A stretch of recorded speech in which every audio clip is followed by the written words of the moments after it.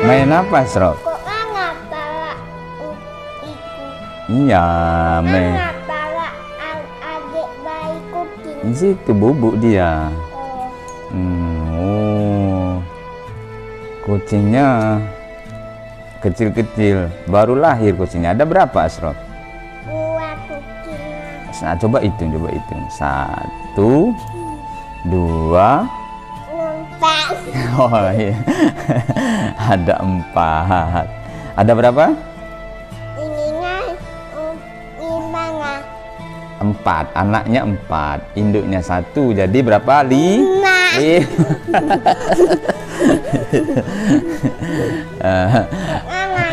Assalamualaikum warahmatullahi wabarakatuh.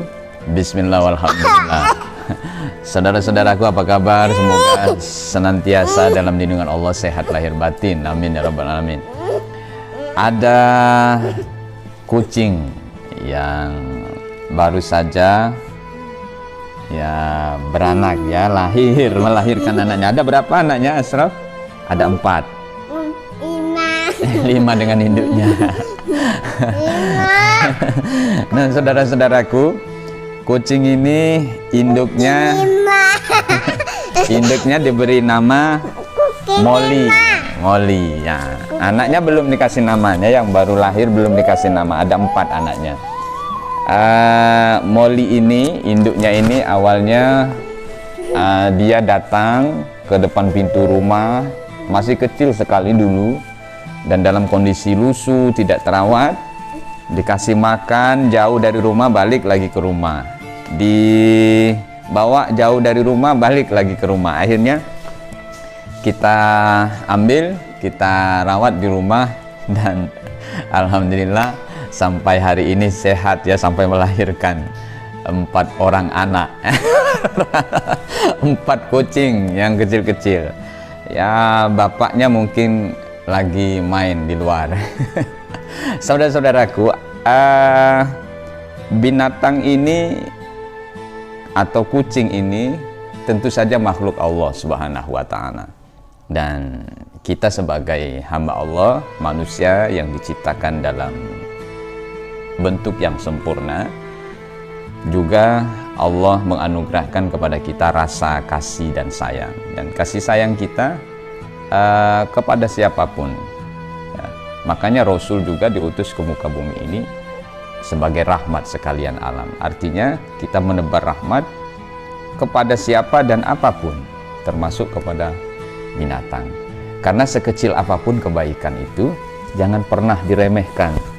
Bisa jadi karena kebaikan, kasih sayang yang kita anggap sepele, remeh, tapi itulah yang mengantarkan kita ke surga Allah Subhanahu wa Ta'ala. Amin ya rabbal alamin. Umar radhiyallahu an, ya, Amirul Mukminin atau Khalifah Umar radhiyallahu an, suatu saat sedang berjalan di kota Madinah. Beliau di tengah jalan melihat anak kecil sedang menangkap burung pipit, dan burung itu dikekang, dibawa oleh anak kecil itu dalam kondisi yang memprihatinkan. Akhirnya oleh Umar radhiyallahu an, burung pipit itu dibeli, kemudian dilepas oleh Umar radhiyallahu an. Ketika Amirul Mukminin Umar radhiyallahu an wafat, ada seorang ulama yang bermimpi bertemu dengan khalifah. Ketika ditanya oleh ulama ini, "Wahai Umar, apa yang kau rasakan ketika menghadap Allah Subhanahu wa Ta'ala?" Khalifah Umar menjawab bahwa beliau ditempatkan di tempat yang luar biasa nikmat, dan itu adalah nikmat yang dianugerahkan oleh Allah kepadaku, kata Umar, yang sungguh tidak aku pernah menyangka.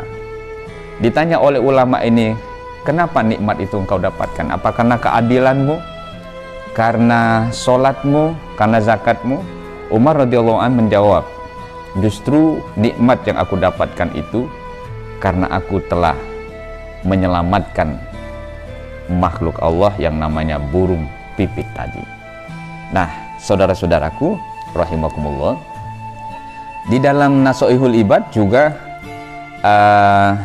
Syekh An-Nawawi Al-Bantani juga menulis di situ.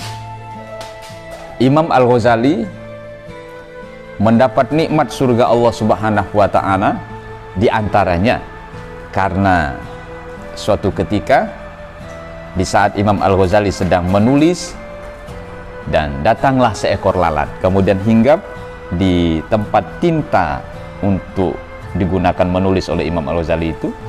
Kemudian Imam Al-Ghazali membiarkan lalat itu sampai lalat itu kenyang. Dan kebaikan sekecil inilah yang mengantarkan salah satunya Imam Al-Ghazali mendapatkan nikmat akhirat dari Allah Subhanahu wa Ta'ala. Nah, saudara-saudaraku, di lain hal kita juga sering mendengar bahwa seorang pelacur masuk surga hanya karena memberi minum seekor anjing. Dari ini semuanya, ternyata kasih sayang itu luar biasa berefek pada kehidupan setelah kehidupan kita di dunia ini. Artinya, sekecil apapun kebaikan itu akan berimbas pada pahala, dan pahala itu Allah yang akan menentukan. Bisa jadi kebaikan yang kita anggap kecil itu mengantarkan lagi-lagi kita ke surga Allah Subhanahu wa Ta'ala. Nah, Rasul Muhammad Shallallahu Alaihi Wasallam di dalam hadis beliau, Ar-Rahimuna yarhamuhumur Rahman, irhamu man fil ardi yarhamukum man fis sama. Bahwa orang yang menebar kasih sayang itu akan disayangi oleh zat yang memiliki kasih sayang, akan disayangi oleh Allah Subhanahu wa Ta'ala. Maka kata Rasul, sayangi yang ada di muka bumi, maka engkau akan disayangi oleh yang ada di langit, akan disayangi oleh Allah Subhanahu wa Ta'ala.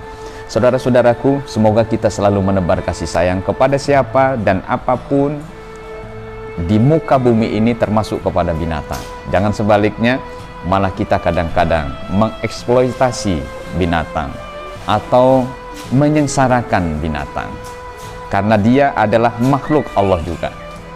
Maka ketika kita menyayangi makhluk-makhluk Allah di muka bumi ini, Allah akan menyayangi kita. Semoga kasih sayang selalu saja kita tebarkan di muka bumi ini. Apalagi kasih sayang itu kita tebarkan kepada orang-orang di sekitar kita, maka kedamaian, kenyamanan akan kita rasakan di sekeliling kita. Semoga menjadi ilmu yang bermanfaat. Wassalamualaikum warahmatullahi wabarakatuh.